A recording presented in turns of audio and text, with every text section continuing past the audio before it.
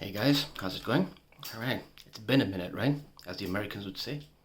That is a phrase the Americans use, right? When it's been a while, they're like, "Oh my God, it's been a minute." But hang on, this thing is about to fall. Let me see if I can balance it. Okay, so I'm just here trying to practice some Arabic, and man, this is tough, man. I'm telling you, for a non-native speaker and for somebody that's not living, uh, you know أنا لا عايش في أنا لا عايش في بلد عربي في بلد عربي. I think, is that how I say? I don't live in an Arabic country. أنا لا عايش في بلد عربي. uh, so that's why it's difficult for me to learn, because it's not easy for me to book lessons with my tutor, because number one, my work schedule, number two, I have to budget for it, and so I also do try and practice at home. So right now what I'm working on is different forms of Arabic, different the plural forms for Arabic nouns, and I was looking at the dual form, because Arabic is probably the only language that has like a dual form, and even so, for example, if you have it says in this book, and the example is given is for a book, so it says kitab, and then if you want to say two books, you say kitaban or kitabain. There's an and ain, both is used for two, right? If you want to say pen, you say qalam, hada qalam, this is a pen, hada qalaman, hada qalam, no, you can say, yeah, if you want to say two pens, you can say, so one pen is qalam, two pens is qalaman, or qalamain. How would you say these are two pens? You wouldn't say hadhi aqlam, because aqlam refers to three or more. Would you just say hadhi qalaman or hadhi qalamain? That's something I need to check. You see why this gets so complicated, right? Honestly, أهلا بكم في اللغة العربية. Like, this is tough. Okay, so Medina, town or city, Madinatan or Madinatain. Mudun is three or more, right? So leg, which is a part of the human body. Legs, رجلان أو رجلين, right? Okay, so then it gives you an exercise here. Like, honestly, I'm struggling with this. Like, okay, I know about the dual pronouns, like antuma for you, like if you're addressing two people, and huma if you're addressing two people and saying they, right? But it says here to use the dual form in sentences. It's saying the main use of the final dual ain instead of an. The main use of the final dual ain instead of an are, number one, when the dual noun is after a positional word or a preposition, or number two, when the dual noun is the last word in an idafa, like an idafa, a construction of a sentence.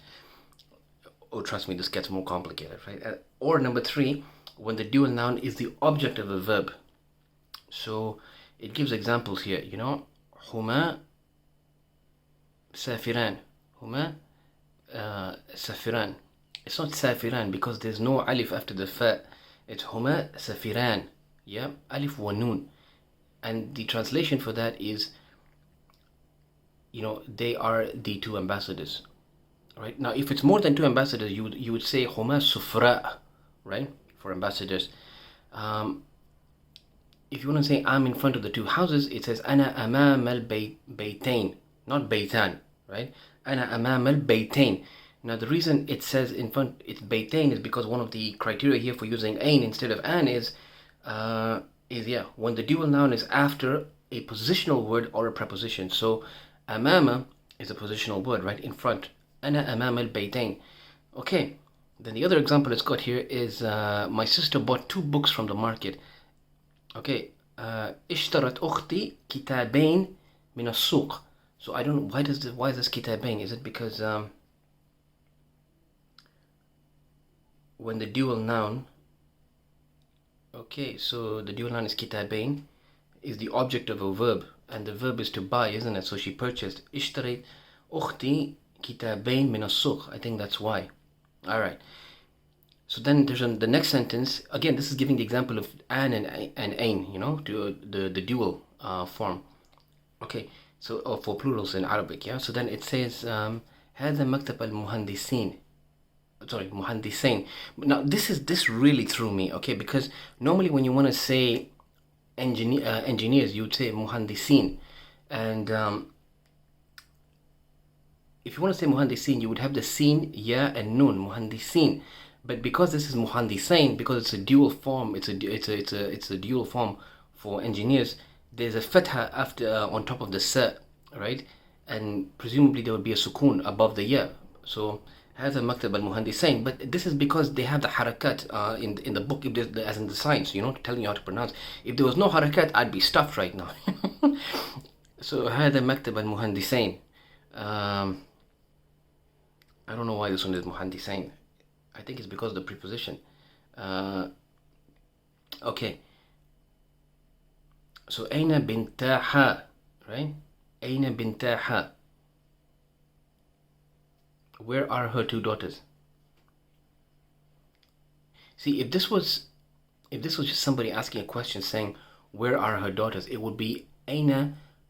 So bint is girl or daughter, and banat is like the plural, right? So if I'm as a learner, I would say Aina banatiha. But because this is meant to be where are her two daughters, it's Aina bintaha. Now there's no an or ain here. I don't know why. I think it's because of the preposition, right? Okay, the next one is both the schools of the town are large. Jesus Christ, this one is complicated. Okay. مدرسة Medina Kabiratan.